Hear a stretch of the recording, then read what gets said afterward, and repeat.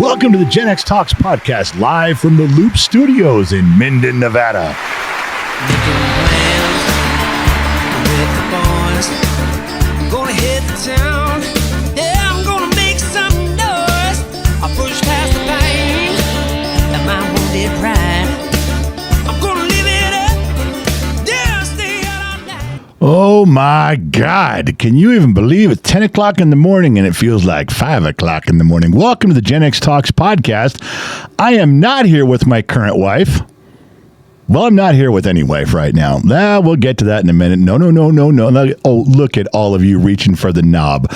Look at you guys reaching for the knob. Gonna sign off that quick, huh? No faith in me whatsoever. All right, well, I understand. It's fine by me. Do what you want. It's a free country. You could mostly do as you please. It is 10 o'clock Los Angeles time, Thursday, August 14th. And, wow, I am sitting across from an empty studio. Now, that means my wife's not dead. No.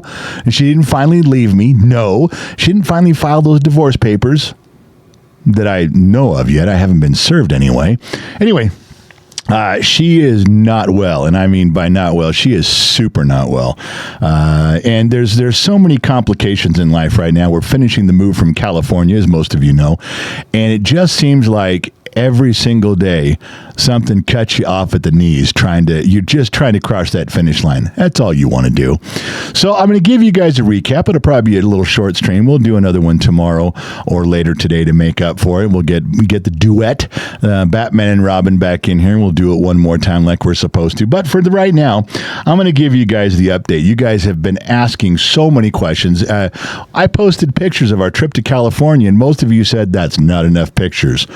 We need the whole story. I'm like, then you'll have to wait. So another one, the rumors have been going around Gen X Talks about Briggs and his job situation, working for Ben Matlock, never lost a case. So I'm going to give you the full update on that, which is, it's important. If you've been following the story arc of Briggs over the past 4 years, there's some shocking news to his development that are here. So you got to give me a minute for that too. Also, a little update about the barbecue, the Gen X Talks fifth annual summer barbecue. This one's at the Foxhole Studios in Minden, Nevada. Going to give you a little update on that. But first, the most important thing that we need to get out of the way, the topic of the day. I didn't know that these birds that visit my window, there's a pecking order. Now, I've heard that in chickens, a pecking order, but it's nothing more than big bird wins. No, not Sesame Street, big yellow beak. No. I mean, the biggest bird wins, because these little finches, they show up early in the morning, and they're doing their thing. They're getting in the bird bath, and they're grabbing some of the little food. And then the next one shows up are the bigger finches. I mean, these finches are mini finches. I don't know if they're babies or they're full grown, but they're 2 inches tall, if that. Then the 3-inch tall, 3.5, 4-inch ones come. They come and the males and females show up, and then the blue jays show up. Then the robins show up. Robins are bigger by far. They show up with their big orange breast. I don't know if they're a robin or an oriole, come to think of it. And the only reason I know Orioles are that color is because I collected baseball cards as a kid. Yeah, Baltimore Orioles. Anyway, they show up. All the other birds wait. Some of them wait on branches on bushes nearby, and then the blue jays come in, and they're just assholes to everybody. They literally chase out anybody here. But then when the doves come, and they got their black collars. They got these deep black collars with like a red or a white clasp on them, and they land there, and they just sit there. They don't chase anybody away. They don't bark at anybody. They don't fly at anybody. When they land, everybody, even these blue jays, leave. And the blue jays will sit on the fence and wait. I've seen them just sit on the fence, or they fly right across the street to the neighbor's big tree, and they'll perch on one of the big branches and just sit there. Doves don't do much of anything. They sit on the bird bath. They may get something to eat. They just come in. They come over here to get some water and get in the water, and they just sit there. They don't, it's almost like for not a very aggressive bird, which I always picture a dove as not being aggressive at all, I have no idea why the other birds stay away. but they're staying away. They're staying away like staying away. They're not even being chased out. You think the little finches could say, hey, look, if you're going to sit there on the bird bath, I'll just slide over here to my food. You can't fit on this perch anyway. You're too big. So what do you care? And they won't do it. I have no idea about bird behavior, but there's some sort of hierarchy. And to me, it's just based on size. But that's me. What do I know? I'm just a dumb mechanic in the middle of the desert. All right. So let me move on to, now we got the important stuff out of the way. We can talk about the other stuff. What was I thinking? Yeah, we went to California. When did we go? I think we went on Saturday. We left it really, early in the morning Saturday. We got down there at about 1 in the afternoon, and I was determined to move the vehicles, load the trailer, and get back on the road and be home in Minden, Nevada to the Loop Studios that same night. All right, guess what didn't work? Yeah, any part of my plan. None of it worked, not even a little bit. We did get everything we wanted to done. It was not easy moving the cars since a Gen Z kid, Briggs, and Gen X Mama X, your queen. They lost the key to the old convertible BMW. Yeah. And they're like, well, you'll figure something out. Well, yeah, I can move cars around. It's a stick transmission, so it'll roll backwards and forwards okay without disconnecting any steering linkage. But you know what it doesn't do? You know what you can't do without a key? Turn the wheel. Yeah. So we got there, and I'm thinking, oh, thank God the wheel's straight. Wheel's pretty straight. So we rolled it backwards, and with the floor jack, you can move stuff around. All right, while you're on concrete, try doing that where you have to put it in a building with a gravel driveway. Nope, not going to happen. So we got the first two vehicles down. Then we drove up the old shop truck and the Yukon. We drove the Yukon down to the warehouse, down to the building, and we put the shop truck on the car hauler and drove it down there. No problem. Drove those off, and in there we're making time, baby, making time. Mary Mathis showed up to help. Jade and Jevin were on the way, but they had to work half a day. So Briggs was with me, Mary Mathis, and myself. And those are the pictures you got going in the shop. Any of you on the member site, you got to see some of that stuff. The last one was going to be tough. We're going to get the BMW on the trailer. It was going to be a chore to move that thing around and get it where it needed to be. Getting it in the door of the warehouse is going to be tough because there's no loading dock. There's not even a door that lines up with any length of in front of it. You can't put a trailer in front of it. You can't put a bunch of trucks in front of it. That's a tough door to get in when you're bringing in something big like that doesn't move. You can drive in and out all day. So Mary Mathis gets the bright idea, and she called AAA and had AAA come out, and he comes out in a wrecker 50 feet long. I'm like, this thing's not going to, it wasn't 50 feet long, but it was long. It was definitely one of their bigger flatbeds. And I said, this is not going to work. He's never going to get it in there. You can't get lined up with the door.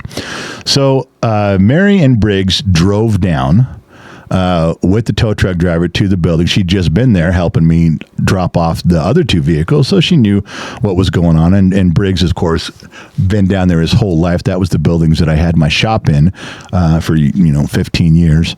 And I stayed back. Jade and Jevin finally showed up, and we loaded the trailer. So we got most of that done. I'm thinking, okay, we're getting back on track here. Trailer's going to be loaded. Everything's going to be good. Nicely done. This is all coming to plan. And I'm getting pictures from Mary Mathis while she's down there because she's having I'm telling you, she had to talk this guy into finagling his tow truck in a way that no responsible tow truck driver would ever agree to. This isn't just pull the truck in, point the truck, lower the ramp, push it off. No. This is something where you have to come in. The truck can only get in at like a 20-degree angle. Not even a clear shot. And I was half joking when I told her, I said, did you just give the guy a hand job in his truck? Because there's no way this guy would have done this for free. And she's like, well, let's just say I got it done. I was very encouraging. All right, you know what? I've known a lot of chicks in my life. I try not to ask too many questions. But this guy, the pictures that I got of this guy finagling this truck into the weirdest contorted angle possible. He was scraping the sides of his truck at an angle with my building, trying to get the ramp in there, and then pushing this thing in off the ramp at an angle in the building without messing up the BMW. That was tough. Every picture, dude smiling the whole time. No, I'm not. I'm not casting aspersions here. I'm not saying right or wrong or up or down. I'm not even trying to paint a picture of what happened. I'm just telling you, strange things were afoot at the Circle K, my friends. Strange things. But it got done. The building got locked up, and Briggs and Mary were on their way back. I'm going to hydrate. I don't have Gen X Mom's beautiful voice to fill in, so you get what you get. So that part went pretty well. I'm still thinking we're back on track. Briggs gets back. We finished a couple loading of the things that were too heavy for us to lift by ourselves. We put the cover on. Well, the cover, we had mainly the cover all the way on it, just covered the corners of the things that we couldn't lift and strapped it down, and I'm ready to go. And it's 5:30. Yeah, it's 5:30. This took all day from driving down. We took 6 hours to drive down. It was about 4.5 hours to load and move the cars. House is locked. We're ready to get back on the road. And I'm thinking, we can't travel that fast. It's going to take 7 hours for sure to go home. We're not going to get on the road till 6. I'm not getting home till 1 in the morning. Now, the Sun Valley Fox is already... He's the patriarch of our family at the moment, until he kicks the bucket, and St. Donna will be, of course. But he's the patriarch of the family. He's already sat me down once and said, no more turnaround trips. No more turnaround trips. Don't do it. But I told him I had to. I felt like a little kid. I got to do it. You don't understand. Don't take your bike off that jump, Billy. You're going to get hurt. You can't jump the LA Wash. It's 400 feet across. Well, I got to try. You know what I'm saying? I got to do it. And I kept saying I have to try it. I got to get back. I got to do a turnaround trip. I can't be down here. And right as I was about to talk myself into just get a hotel and stay, just don't try this. Because I'm not going to make it. I'm going to get stuck. I'm not a young man anymore. I can't drive all those times, working all those hours, lifting stuff. And I know we got a bunch of truck drivers listening. I know they listen to the podcast, so they're like, I drive 34 hours in one day. I can do it backwards and blindfolded. Yeah, well, you also didn't. You're also not hugely overweight like I am. You're not out of shape like I am, and you didn't have to load a bunch of stuff. You tow truck drivers. I keep saying tow truck drivers. You truck drivers are a bunch of babies. You don't load anything. They all load it for you. You sit there with your feet up on the dash and your cowboy hat tilted over your head like Burt Reynolds at the opening scene of Smoking the Bandit, and then they load everything, and when they're done, you drive away. Don't act like you're loading a bunch of stuff, because you're not. Don't tell me you are. All right. So right about that time, Gen X Mom called me, and she goes, I made a room reservation at the hotel nearby. Go there, crash out, get some sleep. I've already spent the money. You can't get it refunded because it's too soon. So you're going to lose the money or you're going to get the room. All right. Went over there, dropped off my gear. And, of course, Jade and Jevin and Briggs took off. He went to his girlfriend's house, got a shower, got a warm meal, and he was going to catch up with me the next morning on Sunday. Mary Mathis and Jade and Jevin and I who dropped off my gear at the hotel. I changed my shirt. We went over to Applebee's and hung out there for a little bit. Again, the pictures you guys on the members site got were those pictures of what's going on there. A few pictures of them inside. Got back to the room and couldn't sleep. I mean, it's just tossing and turning, thinking, got to get this stuff done. And the escrow isn't closing because there's always some stupid stipulation. And you got to remember the night before we left, Saturday or Friday night before we drove down there, I didn't sleep hardly at all Friday night because I was all excited and thinking, I got to get the trailer, got to get the truck, got to get stuff, got to get hooked up, got to get on the road early, got to get down when I get down there. How am I going to move the truck? How am I going to move the Yukon? Maybe I could line up the trailer with the BMW where it is. No, the trailer won't fit back there. I'm just all night. I think I got 2 or 3 hours sleep. So the next night at the hotel was all like, oh, first of all, don't sleep well without my wife. Doesn't always go very well. And so I got maybe another 2 or 3 hours sleep. Sunday morning, I go get Briggs, and we found we had a few more things to do. Some things that we didn't get done. We thought we did. So we got on the road. We finished up what we were doing, got everybody moved around, we picked up Briggs and Addie. That's right. She's still here. She came back to stay up here for a week. And didn't get on the road till noon. And it was one thing after another. Now, I got to tell you, as far as stupid kid mistakes go, this is one I'm going to lay on the shoulders of Briggs. The one thing we had to do the next morning, the big thing, this stuff was small and quick, but we had to pull the security cameras off of the house. So the day before, I had said, hey, there's a low camera right here. And these weren't put up by me. These were put up by Vivint, which I'm not happy with Vivint. I would never use them again. And I said, just look at how they're mounted. And he says, well, it's a Torx bit. For those of you who know, it's not a Phillips screwdriver. It's not a slotted screwdriver or a standard screwdriver.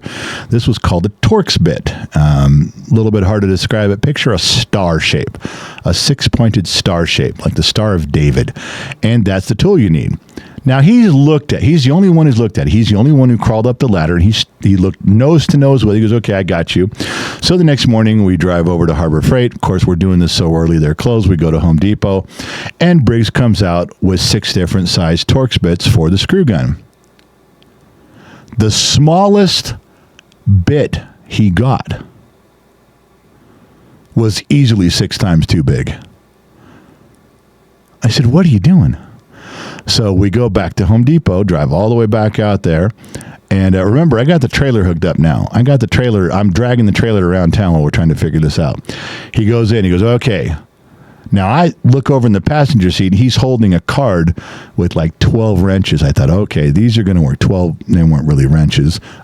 T-handles, as they call them, just coming like a screwdriver, but with a T-handle. Anyway, so he grabs those, and I think, okay, he's got 12 of those. We got 12 choices. And then I start to notice as we're getting closer to the house, he's opening it up, and he puts like 3 in his hand. I said, aren't you just going to grab like the 4 smallest ones? He goes, well, I bought a set. There's like 4 Phillips, 4 slotted screwdrivers. There's only 3 Torx. I said, how do you know you got the right Torx? Why didn't you buy a Torx set? He goes, I don't have them.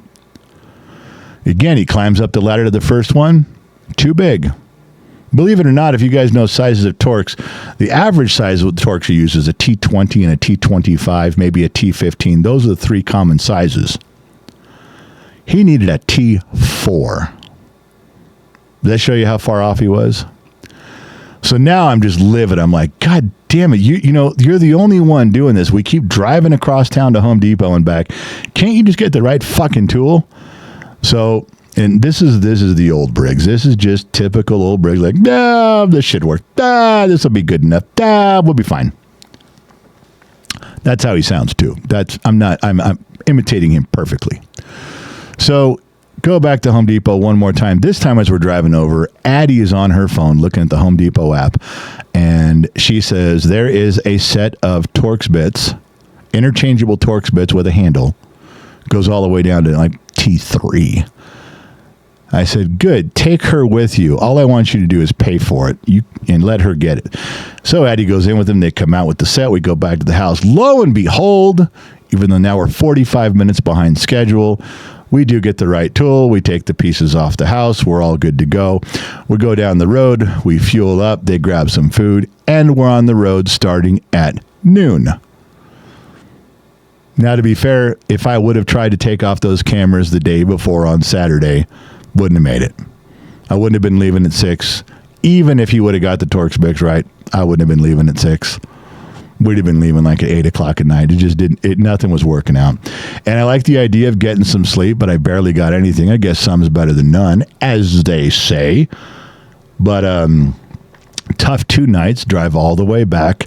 We get here, we get to the Sun Valley Fox's house, we drop off the trailer. I'm just walking dead. 2 full days of driving and work, plus very little sleep both nights. I'm ready to crash out. So I get back to the Loop Studios and I crash out. I can't even wake up. I'm dead. I am hurting so bad. I'm having pains in my body that I didn't even know there was muscles and joints. Brand new spots. I'm like, whoa, where'd you come from? I couldn't get up. Now it's Monday, so it's a Gen X Talks day off. There's no show. There's nothing to prepare for. You have your workload of the day you got to get done. Couldn't get anything done. I was barely 10% functioning on Monday, which means I couldn't go get the trailer from the Sun Valley Fox, which means that now St. Donna is looking out at our trailer in the front of her house like the Beverly Hillbillies again. So Addie and Jennick's mom went over, and they moved 8-bit further down the road where no one could see it, and they hooked up the trailer and moved the trailer back down the side of the house and came back, got that out of the way so it's not an eyesore. Now along comes Tuesday. Tuesday, we got a show. I'm barely 50% on Tuesday. And I'm still fighting all the things that we have to argue about with escrow, because escrow still needs hoops to be jumped through, and we're putting off a week from closing, and we're still behind schedule. Not us. I pretty much got all my stuff done. But then they want to send notaries up here to sign everything, and I said I'm not signing everything until we get all the final things done, till everyone's done. Well, when we get them done, we'd like to have the paperwork all in order. Yeah, but the paperwork is based on things being finished, and if things change, not only do we have to re-sign everything, but that doesn't go in my favor. I said, I'm not giving back any more money. I'm not contributing anything else. We're done. You get everything in order, then I'll sign, then we're done. You get the notary out there, and you guys know how that works. So I will tell you, I want to press pause there just because there's really not much more to tell. Even yesterday, I went over to the Sun Valley Fox's house. I was at the Foxhole, and he said, how do you feel today? And I'm like, 85%. I'm getting there. Now the problem was that I'm 85%. I should have been 100. I should have been 100% this morning, right?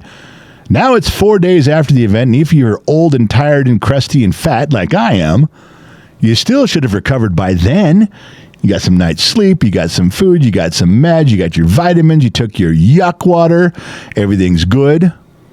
I'm thinking today I'm supposed to be 100%, but then I remembered that I had to be up at 3:30 in the morning. Now, it's another story. We'll get to that in a minute. But I want to back up and tell you something that was a very interesting story at Applebee's. I was kind of talking, I don't know if I was talking, I think I was talking with, or kind of around Mary Mathis. I was talking to Jade and Jevin mainly, although at that point we were kind of talking to that corner of the restaurant. Everybody was laughing and having a good time, and all the waiters and waitresses. I mean, every time we blurted something out, everyone was laughing. So it just gets that way because I kind of involve everybody who's willing to participate in a restaurant. I'm not going to bother you, but if you're having a good time, yeah, we just keep talking and going. There was a discussion came up, and I don't remember if it was Jade or Jevin, doesn't matter which one. And they were talking about saving money and planning for the end of your life. Now, no matter what I say from this point on, there's going to be people that disagree. There's going to be people that hate. There's going to be people that shake their head. Okay. So I guess I'm going to have to try to describe this. Let me try to describe it in a better way than I've ever talked about it before. All right. Let's say you knew from the time you were 20 until the time you were 70, those 50 years, you were only going to earn a certain amount of money, whatever that is. I'm not even going to guess. It doesn't even matter. But you have, if God said, hey, from 20 to 70, you're going to earn this much money. Now, knowing that, you look at that money and go, well, I should save back quite a bit of it so that when I turn 70, my last 10 years of life, let's say, some pass away sooner, some longer, but for the sake of argument, from 70 to 80, if I save back a certain amount of money, I can live comfortably. I can pay my mortgage, and I can have a place to live and pay my utilities. I can pay some food, and I'll have enough money for my medicine. And the last 10 years of my life are going to be very comfortable. All right? I would say that's the way most people start out thinking. Now, I'm not saying you can't earn more money, because that's not this part of the story. All right? So just follow me on this. Now, some people, and I'm going to tell you, I worked for a guy, he's passed away since, his name was Tom Steele. One of the craziest characters I've ever met in my life. I could sit here on a 7-hour podcast and not tell you every story about Tom Steele. This guy, I worked for him. I worked with him. And I'm telling you, I was around this guy for years, and he was just absolutely one of the craziest characters I've ever met. And a good guy. A good guy. He was absolutely solid as the day is long. And he would come into work every day, and he would go to the same little coffee shop in town and get his breakfast on a plate. And he'd have his burritos or his eggs and hash browns, and he'd read the obituaries every morning because he wanted to see how many of his friends passed away that day or the day before. And he's in there one day. I'm always teasing Tom. Said, "Oh, having your morning breakfast." And every day for 23 years. That's what this guy did. And one day, Tom would talking about the obituaries and things, and I forget how the conversation got brought up, but I remember telling him, I said, "Well, my family, my grandparents and my parents, they've been big on saving. Had they been given that choice in front of God and said, from your 20 to 70, here's what you save, they save. They saved it all. I mean, they saved, just save, so that when you're old and decrepit, you're taken care of." And that's just how my family was. Wasn't saying I was doing it that way. And Tom said, "I sure didn't." And instead of walking away, I said, "Well, what do you mean? I'm probably in my early 30s right now or so, in mid 30s, and Tom's, he's already 60. He goes, "I didn't save any money." He goes, "I've made a lot of money over the years, but I spent it." He goes, "I travel the world all the time. I've owned 13 or 14 different Rolexes. I had collections of Harleys that I bought and sold and rode everywhere. I've had old classic cars." He says, "In the 80s, I snorted cocaine for almost a decade." He goes, "I partied and drank." I mean, he goes down this list of everything he spent money on, and he's telling me, I wish I would have had time to stop and listen to the individual stories, some of the people he met and places he went and things he did in concerts he saw and after party concerts him and his wife went to. I was in awe. And a lot of these things he's got scrapbooks to show you too. Probably almost all of it. And when he got done talking, and he kind of rambled on, almost looking out the window. He was almost looking over my shoulder as he was talking. Now, he started talking to me, but he kind of got caught up in the moment of the story, and he was kind of looking over my shoulder, just kind of reminiscing to himself, and he says, "I've spent it all." He says, "When I get to 70 years old, all of my friends who have lived very frugal lives are going to have 70 to 80 years old, or maybe 70 to 75 if that's all they live. They're going to be comfortable. And they scrimped and saved and earned that." He says, "I didn't." He goes, and at the time, he said, "I don't know if it's a good trade-off or not. I took all my money and I lived. Now, I may live in a single wide old rundown trailer for the last 5-8 years of my life on the wrong side of town, eating Cheetos in my underwear and watching Price is Right. And maybe my last 10 years of life are not going to be comfortable. I don't know. Maybe they're going to be horrible. I don't know. But I know that 50 years in between was great." This is kind of where I derived the story of the 20-year-old all the way to 70. What do you do with those 50 years? Because Tom lived those 50 years like every day was his last day. He spent every dime. He ran out of gas every chance he could. And he even knew while he was doing it, when I do hit 70, I've got no money. I'm going to have to live with a kid, or hopefully my wife can take care of me, or I'm just going to live on welfare in a trailer park. And he knew that. But he almost didn't care. He almost didn't, during that story, it was almost worth it to him listening to himself talk about the things he'd done. He was almost at a point where he said, "Yep, I'm ready for that single wide trailer." I'm just telling you, it was when you listen to the whole story and you're listening there to him, it was something. Now, I remember one time visiting my mother, who was very frugal, and I told her that story about Tom, and she goes, "No, he's wrong. That's not what you do." And I remember being, as an adult, I was old enough to tell my mother, well, that's his choice. No, there's right and there's wrong, and that's wrong. And I think, looking back on that conversation with my mother, I think that she was upset she hadn't lived. Now, my mother done some stuff. She'd done a little traveling, and she traveled with basketball with my brothers, and they, went and had lunches, and they went to the mall. She did some stuff. She wasn't a shut-in. She isn't just with the drapes pulled counting the coins in her pocket. No, it wasn't like that. But it was almost like maybe she was a little bit jealous that she had chose the other path to save. But then I remember sitting to myself and going, well, I haven't saved up any money.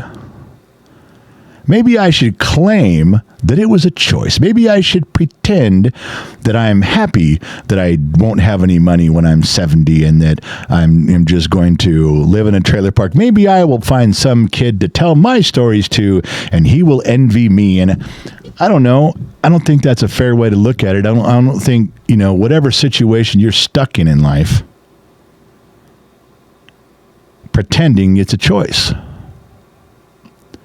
I'm not trying to deviate from the story too much, but there's some people who can make enough money to do everything they want every time they want, and they're going to have a nice, safe, comfortable place to live when they're 70. All right, I got you. That's not very many people. That's some, but it's not everybody. And there's quite a few people that does not happen to. Most people choose the path of, I'm going to save as much as I can. I'm going to do less. I'm going to go without because it's the right thing to do. And when I'd say the bulk of Americans, the bulk of the people that I've ever run into are in the boat of don't go do stuff. Don't buy extra things. Save, so that when you're 70 to 80, you got a nice comfortable cushion to lay your head on, a pile of dollar bills and gold coins. Nothing wrong with that either. There's nothing wrong with the guy who makes enough money to do everything for 50 years and have a comfortable place. There's nothing wrong with that. There's nothing wrong with the person who did without. There's some nobility in that, isn't there? Wouldn't you say, hey, there's some respect for that? And you move to that last choice and you say, you know what, if this was what you wanted to do, if this was by design, and you know what you're in for when you're 70, man, I almost got to take my hat off to you. If you got the balls to just live out there on the edge all the way to the very last moment, and then you know you're going to suffer from 70 to 80 or 70 to 75. But if you're going to suffer, this is what Tom said. Tom said, if I'm going to live miserable, I don't want to live miserable for the prime of my life. He said, I'd rather live miserable when it's 70 to 75, and who cares? He actually thought it through that far. Well, way deeper than I was giving him credit for. But don't be the person who makes bad choices your whole life, and then you pretend this was your choice. I did it on purpose. No, you didn't. Some people do it on purpose. Some people live. When it comes my time and someone says, there, General, you don't have any money saved up and you've done a lot of stuff. If I would love to be able to say, yeah, I just lived on the edge. I lived by the General's rules, man. I'm Gen X and I didn't give a shit. The truth is, I didn't save anything because I didn't have anything. And when you raise 8 children on one income and your wife stays home, there is no room. That's 20-some years of no room to save anything ever. No, not 2 incomes. Not 2 incomes. It was incredibly difficult just to break even. So I think my story would be a little bit of both. Could I have saved more and done a little yes, a little less? Yeah, probably. But I was stupid and didn't. But I did some stuff. but I'm not going to I'm not going to take credit for very forward thinking there, General. Good call. You lived your life. Yeah, I don't know. All I got, you get back to me when I'm 70 and we're picking out my single wide mobile home at the trailer park down the street. And you talk to me then and see how I feel. I may change my tune a little bit.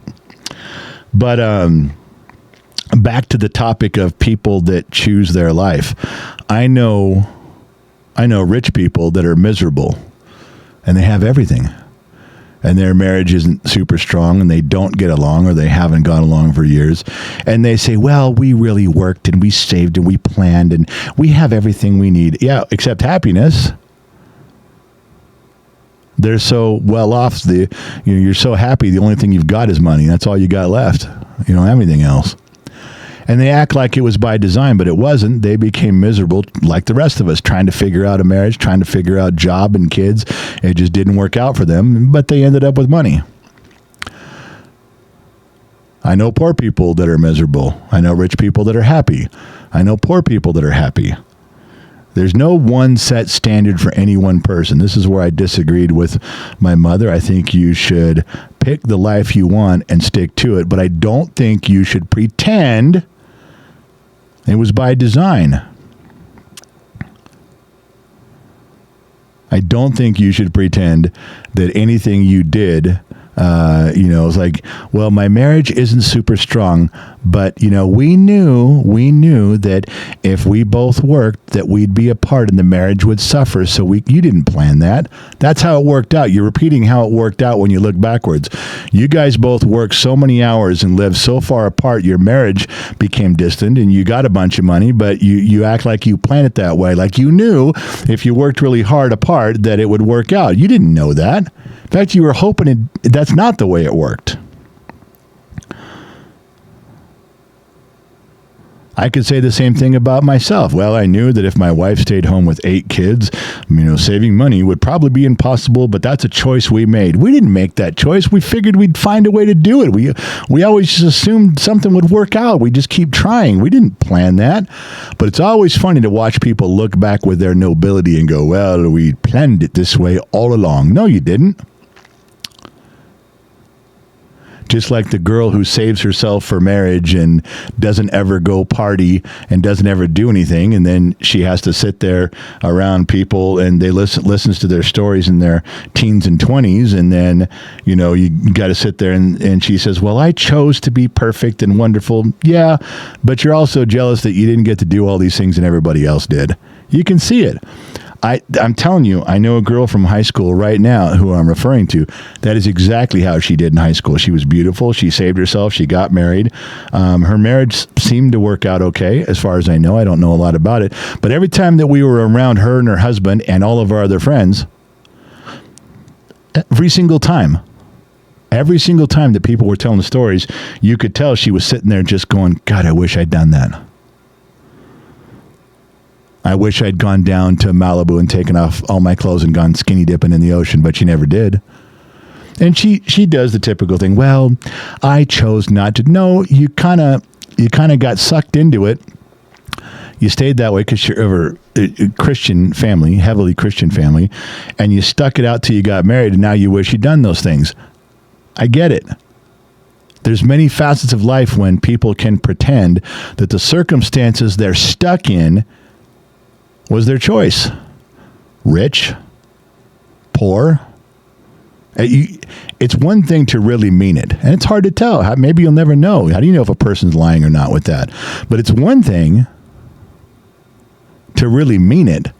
You chose that life, and you ground it out as hard as you could, and now you're here, and well, what it is what it is.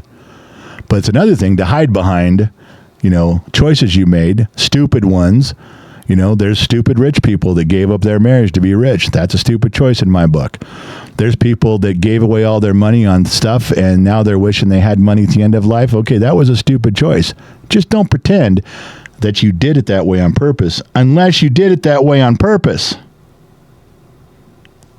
I'm just saying a little sideline, but all that thought came from Tom Steele. And I got to tell you, I'm thinking by listening to Tom talk about his life, right about 45 years old, maybe right about there, I'm thinking he figured out, I'm blowing all my money on life. I'm going to have nothing at the end. Because the speech he gave me, the story he gave me was pretty well rehearsed. He knew it. He knew it word for word. I think he went at somewhere around 45. He probably went, yeah, I'm blowing all my money, having fun. Fuck it, I'm going to keep doing it. And saying, I'm going to suffer at the end. Was he right? What do you guys think? If that was Tom Steele's choice, was he right? I think he was. I don't think I'd met a happier guy than Tom Steele. And he had troubles in life, and I knew about a lot of them, but I don't think I met a guy more genuinely happy than Tom. Everything he was doing was full throttle all the time. It was just amazing for the years I knew that guy to watch him go. I knew him when he was older and he was still going strong. Now, I'm not saying I went home and told my wife, your queen, hey, let's just sell everything and live on room service. I didn't go make any drastic choices, but I think I went home and maybe I didn't feel so bad about some of the choices I made. Maybe I looked back on money that I gave to people or money we spent on kids that others would think was frivolous. And maybe someday thinking, I'd like to have that money back for when I'm old, but no, it's okay. I lived my life the way I lived it. There's a line in a movie, you guys won't even know the movie or the actor. His name was Don Johnson in a pretty obscure movie that nobody saw but me. And he says, when I get to heaven, I don't want to make any excuses for what I've done. I did it. Now, I'm not turning this into religion and heaven and hell, but just remember out there, the things you're doing right now, you guys still got time to turn it around. If you want to focus on, tightening your belt and having more money at 70, start now. You guys are younger than I am, most of you. But if you truly are happy with what you've done and you I don't have anything right now, but I sure had a good life, then I'm okay with that too. And the reason all this came up at Applebee's on Saturday night was because Jade and Jevin were kind of poking around about what they should do in life. So believe me, I didn't lead them down one path or another. I told them both can make you happy, both can make you miserable, but just stand by whatever you decide to do. I guess that was my message. Stand by whatever you decide to do. Pick that thing and stick with it. Yeah, I don't know how we got sidetracked on that for the whole time, but there you go. Birds ate all the food. Tom Steele was a character with stories, and pick what you got in life, and just don't lie. If you did something because you wanted to, admit it and live with it. Wear it like a badge. There's some things my wife has done. I wish she'd put those badges away, but whatever. I can't. I wasn't there, so okay. The other one is that the Gen X Talks barbecue. I think there's 2 tickets left. If you go to the website, genxtalks.com, look for the picture of the Mayhem in Minden picture, click on it. It gives you the information of where to go and how to get a ticket and where everything is. We didn't give out the exact address until people bought a ticket. Then we email you and tell you where to go. But everything's coming together. It's looking good. It's going to be, like I said, 2 tickets left. We've cut it off. We did not want 400 people out there this year. So we put a cap on it that everybody was comfortable with. The good part is I think I know every single one of you. Either I've met you before or I know you by reputation. And that means that all the people that are going to, 70 people going to be there is going to be wonderful people. Salt of the earth people. It's going to be great. It's going to be a good time. The day before, we're having a little deal by invite only. Some of you in town, we're going to have a big Bottom of the Glass Nation show at the Foxhole Studios. The Sun Valley Fox has said he'd help set up his dining room. The St. Donna has offered to give up her dining room. I think she's going to put away all her valuables. They can get knocked over and broken so we don't get drunk and start falling all over the place. So if you see mattresses all over the furniture and all over the walls, well, that's why. That's just her. That's just St. Donna protecting your stuff. But that Bottom of the Glass Nation show, I'm going to guess, is going to be a 3 or 4 hour show. That should be a lot of fun because there'll be people sitting around listening and watching, and then we'll rotate people in and out of the seats with the cameras and microphones, the people that are there. There's some people staying for the weekend. And then on Monday, we're going to be in Reno. There's a studio we rented out for half a day, and we're conducting interviews. We have some stuff with Dr. McDreamy and his boxing and UFC career as the fight doctor. Iceman from Bodfish is going to be there. We got some more stories from him.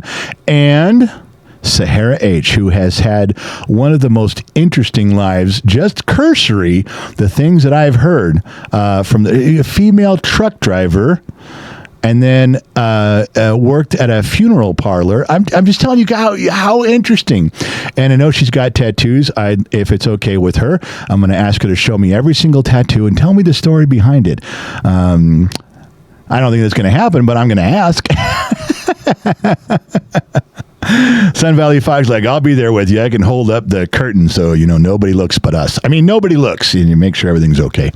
That should be a fun weekend. And like I said, there's 2 tickets left. If somebody wants to go grab those last 2, you're welcome to. There's hotels in the area. There's RV parks in the area. They're all listed on the site, I think, so you guys go check those out. That should be a fun thing. Now, the one last thing I want to talk to you about was Briggs.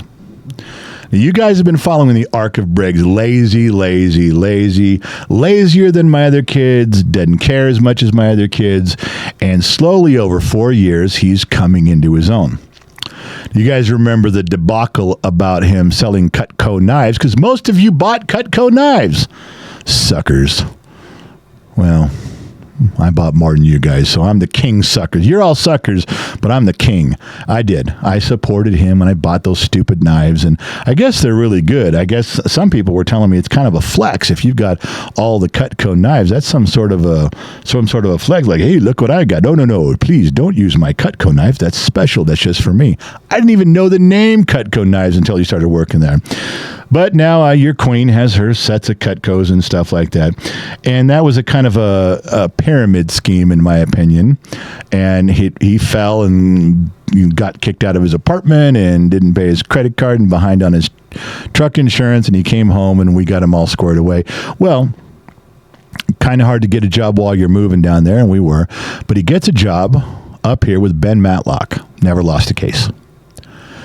And it's a no bullshit job. He has to drive like an hour and 15 minutes to work.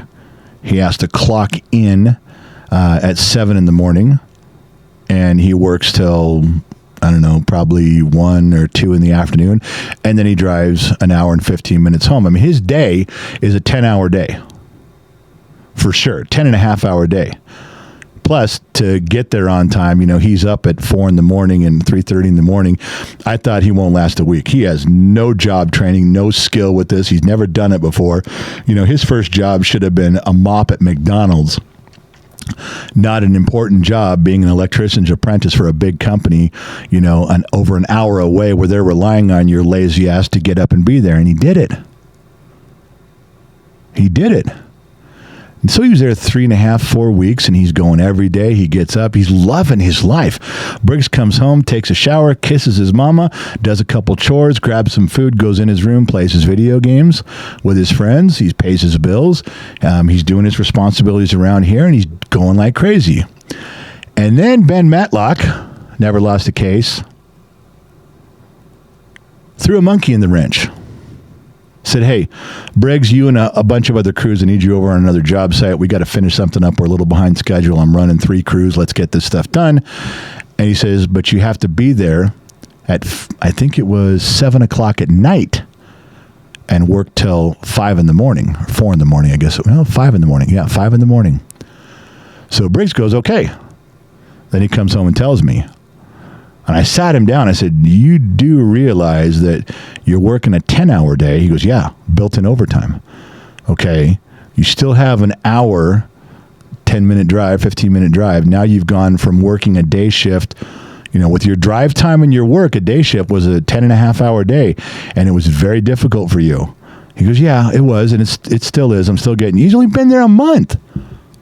It's been there a month. I said, you have no idea what you're in for. switching gears like this. This would be difficult for me at 30 to switch those gears. It would take me I could probably do it, but it'd take me a little time to get used to it. No lie. He goes, I got it.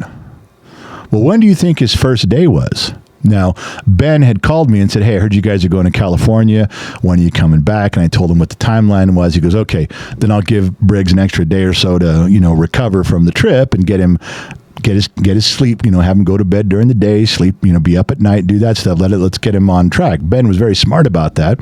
So Briggs had a little time to do that. But he came home the first day. He texted me in the middle of the night. I can't do this. I'm sick to my stomach. I'm throwing up.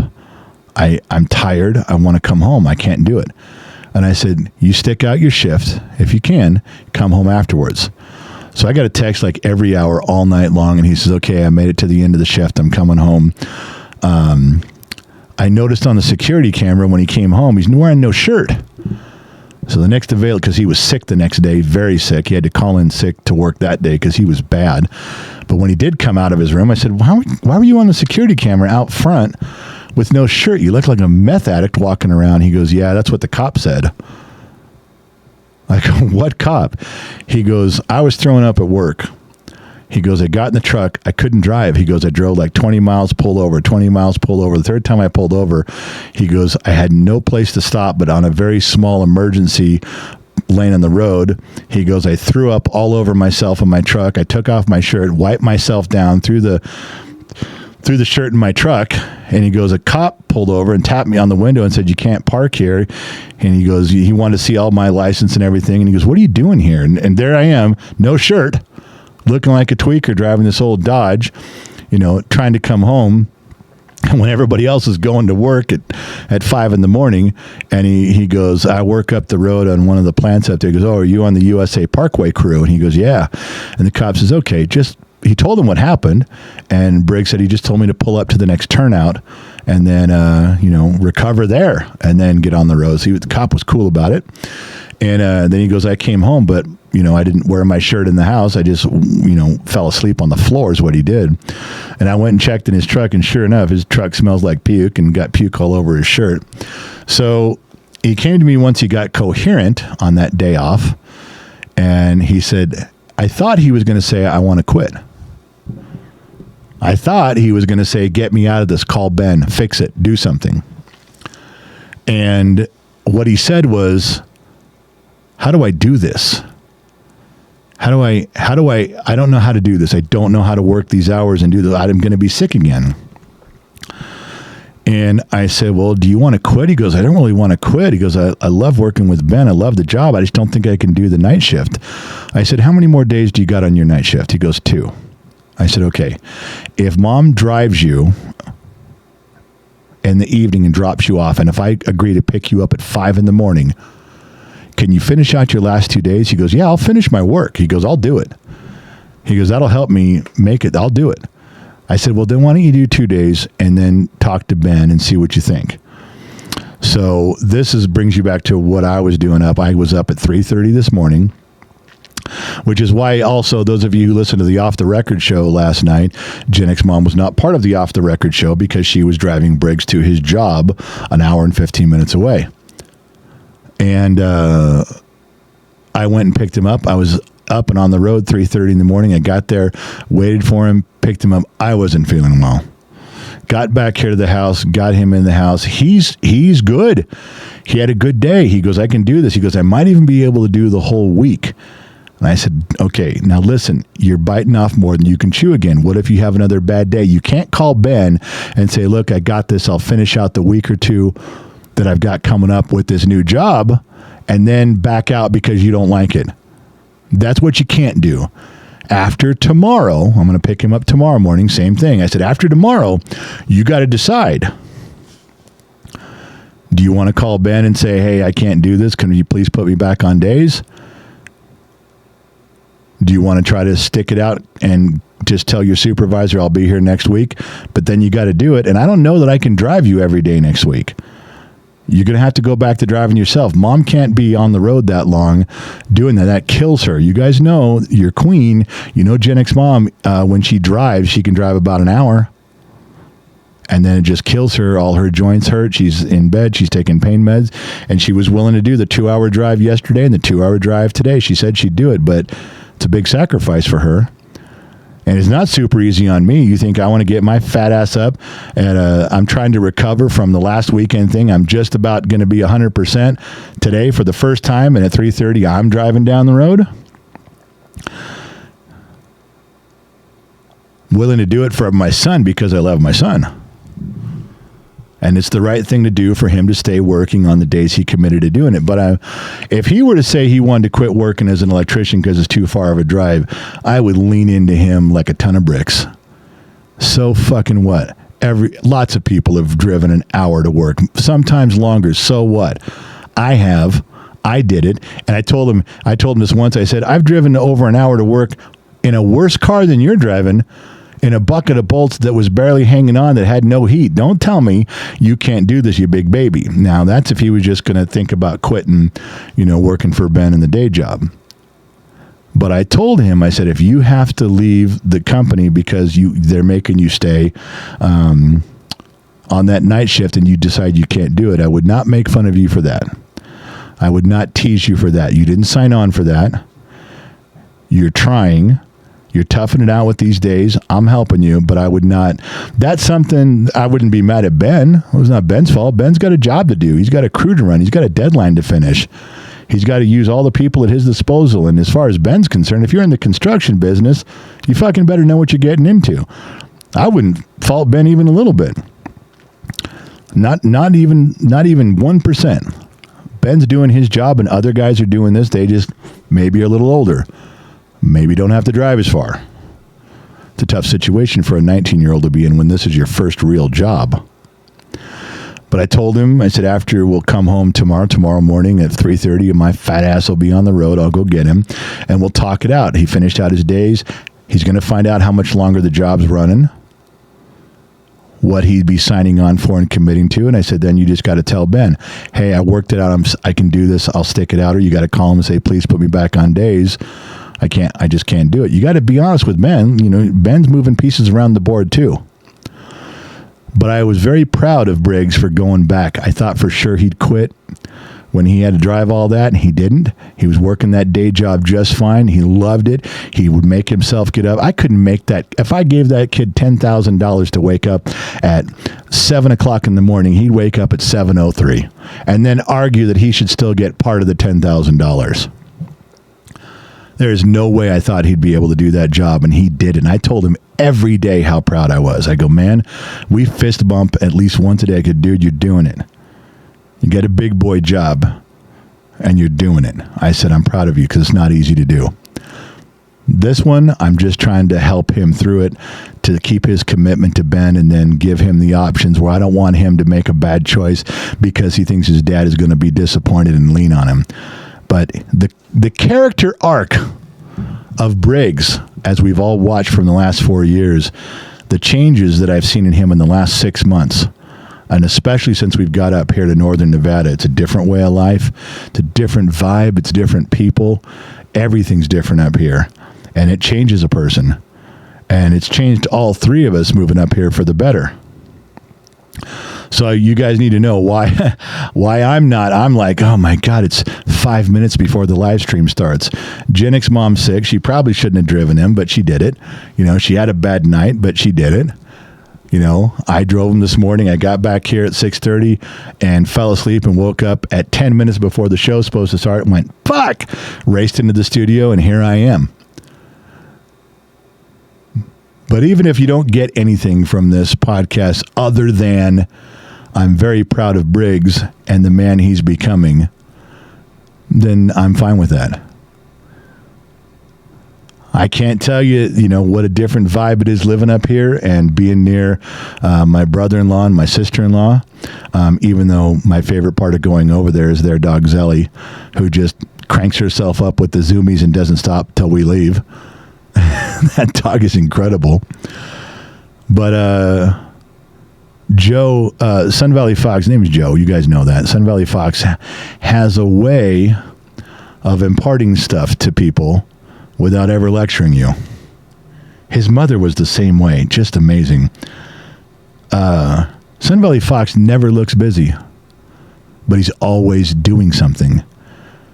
But he never looks hurried or out of control or flustered like he can't find something or can't look.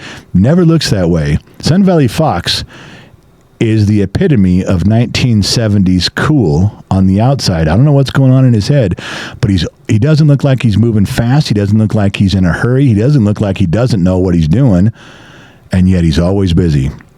And that has rubbed off on me. You don't believe me? Ask my wife. Because anytime I have downtime, I'm now doing something. Whereas being fat, I was so fat for so long, my doing something was walking 10 steps to the kitchen to grab another box of cookies. That was my limit of, hey, he really looks like he's getting off his feet. Look, he's walking. Cookies and milk. Okay. But now that I've lost 100 pounds, I've lost 127 pounds, if you must know, that mindset has rubbed off on me, and now I'm doing here. Things are changing here. Now, I get knocked down pretty easy. You guys saw it. There's been a couple times I've missed some shows. I couldn't do it. I was in pain. I was hurting. I've gotten knocked down. But my God, once the California stuff is behind me, I can already feel that every day you wake up, you're going to be ready to go. That's how I feel. It was a move that this family needed. It was another big thing for Briggs and his story arc of him becoming a man and becoming a better person. It's incredible to watch. And now I'm seeing things that are physically manifesting in front of me like, holy shit, I didn't see that coming. And he's doing it. And I got to say, one of his best friends is his Uncle Joe. Tells me all the time. I hear him tell his friends. He's in the other room playing video games, got his headset on, and he'll say something and he'll go, oh yeah, well, my Uncle Joe told me that. I was talking with my Uncle Joe about that. The influence this whole town and our in-laws have had on us has been nothing but positive. It's good stuff. So I just want you guys to know that's where we're at. We're coming up on an hour, so look at that. I pulled off an hour. You guys didn't even know it went by. We talked about the important stuff, the birds and the food. We talked about the Gen X Talks barbecue. We talked about which choice did you make in life, and are you going to be the comfortable person or the trailer park person when you're 70? Who knows and who cares? Because all that really matters is if you feel you made the right choices. That was another big one that went off on a tangent on. And don't lie to yourself. That was the other big one. Don't pretend just because your life turned out sucky, you did it on purpose. You're allowed to say, my life sucks because I fucked up. You're allowed to say, if I went back, I'd do it different. It's okay to say that. No, it's not, General. Never have any regrets. I got tons of regrets. I got things. If you give me a DeLorean, I'm going to be at 88 miles an hour before I hit third gear because there's things I'd go change. That's all I'm pointing out. And with good guidance and good people around you, I don't think there's anything you can't accomplish. Look at Briggs. Look at the changes in that young man in just the last 6 months. Absolutely incredible. Listen, I got to go. I probably could find some more stuff to say, but I wanted to make sure that we got this one on the books. Danny H., if you're out there, I did hit record. Nobody chimed in and said they could hear me, so I don't even know if I've been talking. I could have been talking this whole time to nobody. Maybe everybody thinks that there was no show today, and I just spent a whole hour talking to the wall because not one person in staff texted and said, hey, we can hear you. And I can't get into Discord while I'm doing this right now. So without knowing, I may have given the world's best show to the birds outside and the bird feeder. I have no idea. Listen, I got to get out of here. I do got to try to wake up. I'm going to go shower and change and get on with my day and see where that ends. Gen X Mom is not going to be here on tonight's show. Why? Because she's going to be driving Briggs. She leaves. She doesn't come back till the show's been almost over. So unless we bump the show backwards an hour in time to include her, which she probably wouldn't be able to be part of it after she's hurting for driving that far, you're going to get stuck with me. But I promise I'll try to make it interesting. We'll be back on schedule after that, but you're not going to miss us. We'll be here. Maybe we'll do some trivia tonight. We'll play some games. We'll give away some prizes. We'll give Gen X Mom some work to do. We'll tell her she has 30 T-shirts and CDs to mail out. That's what happened because she won't listen, so she won't know. We can get, and she can go back on it. Once I promise people stuff, she got to follow through. We're married. That's the way it works. All right, you guys, I got to get out of here. Thanks for listening in. Not sure where you're listening in from. If you're paying attention live, you're on kgxtradio.com. If you listen to it on the replay, this is already after Thursday. You're catching this on YouTube or somewhere else. Well, good for you. That's all I can tell you. But I don't care where you're listening in from, AM, FM, Sirius XM, or maybe you chimed in on the Armed Service Radio Network. Remember two things in life. Number one, wherever you go, there you are. And number two, I'll catch you guys on the flip side. I'm out, baby.